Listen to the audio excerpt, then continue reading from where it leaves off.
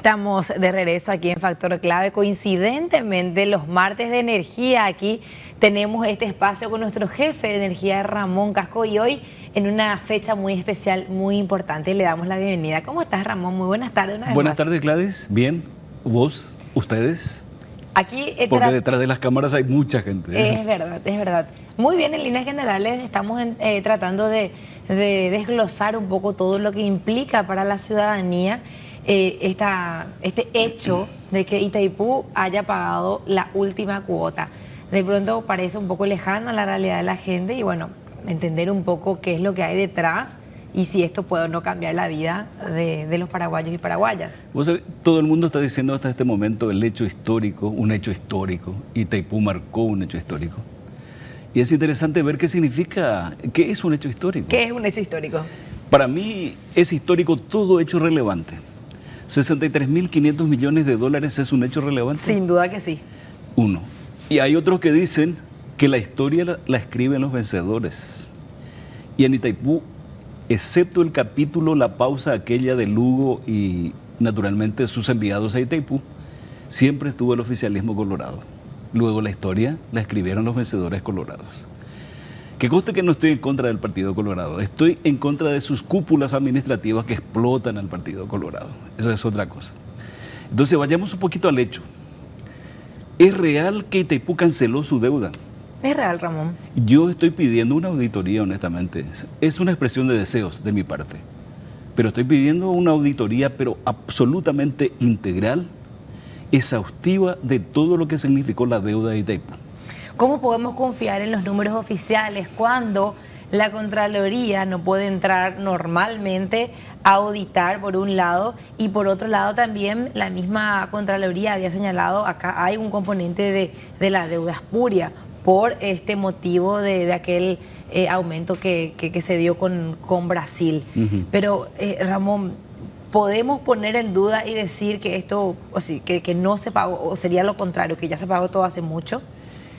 Ya debió pagarse hace mucho. Esa es la conclusión, por ejemplo, que aportan Miguel Carter y su equipo.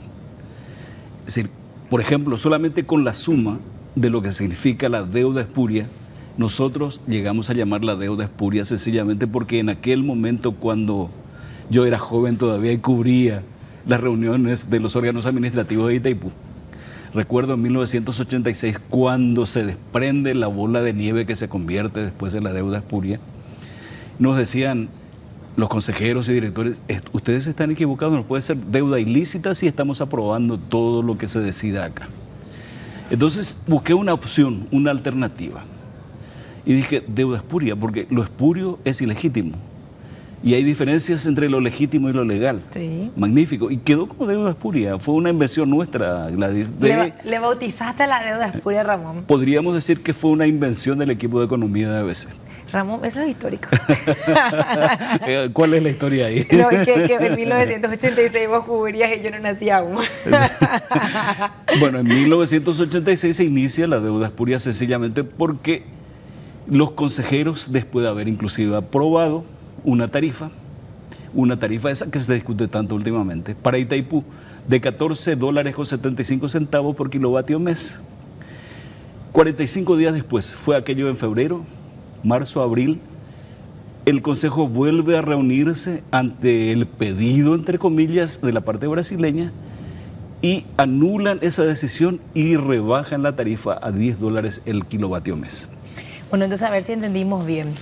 La deuda de Itaipú se origina por la construcción en sí de la represa. Esa está bien. Se viene pagando esa deuda todos los meses, pero llega un momento en el año 86, del 74 al 86 se venía pagando. Sí. En el 86 Brasil convoca, dice, venga, vamos a reunirnos porque tenemos una situación acá interna y reducen la tarifa de Itaipú. La tarifa de Itaipú, digamos, al margen de lo que era la estructura en sí de costo en ese momento. Y eso hizo que después se tenga que distribuir la carga porque no existe almuerzo gratis entre todos los usuarios, tanto del lado paraguayo como brasileño. Es decir, mi interés principal era sencillamente demostrar que existe la deuda espuria y cómo se inició la deuda espuria. Bueno, ahí se inició y esa deuda espuria se sumó a la deuda. Sí, ahí está. La deuda espuria se adiciona, engrosa la deuda de Itaipú, que ya tenía dificultades también, porque en esos años se estaba generando con las primeras unidades.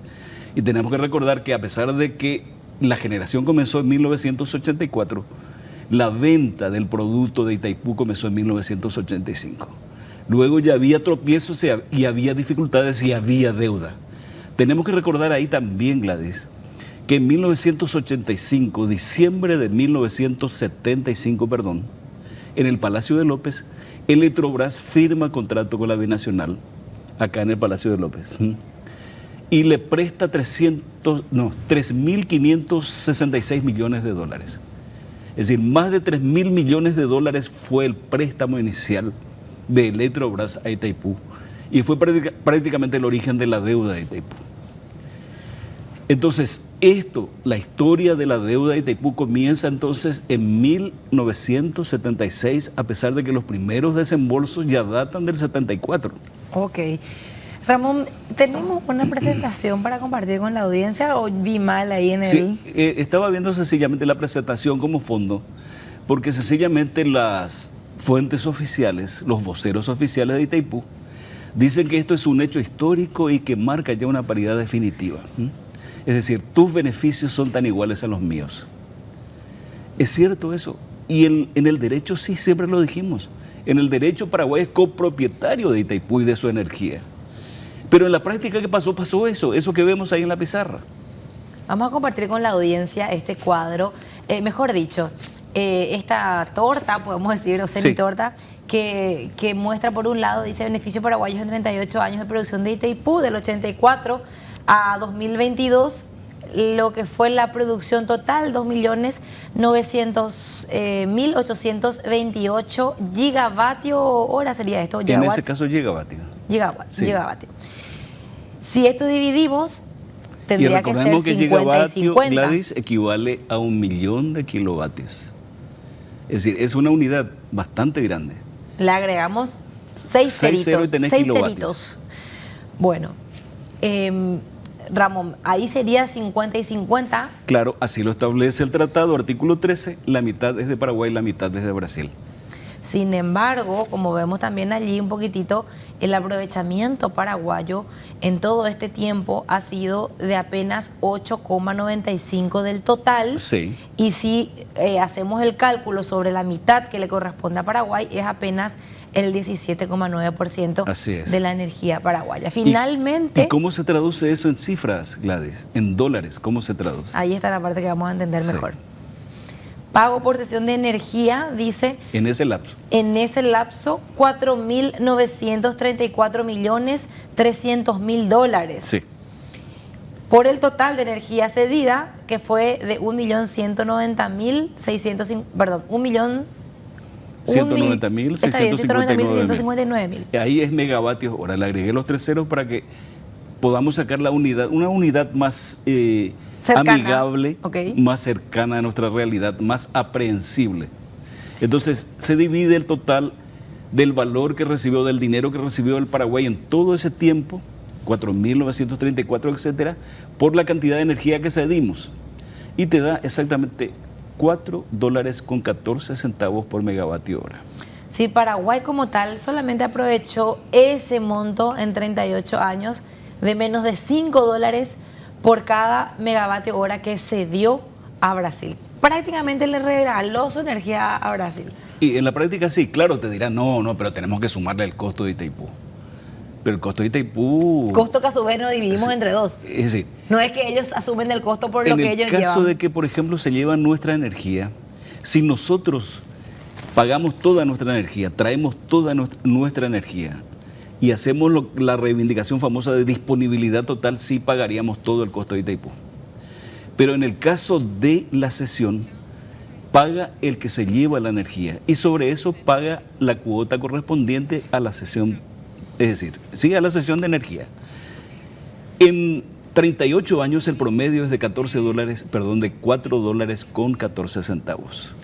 En 2022 rondó los $10 el megavatio hora.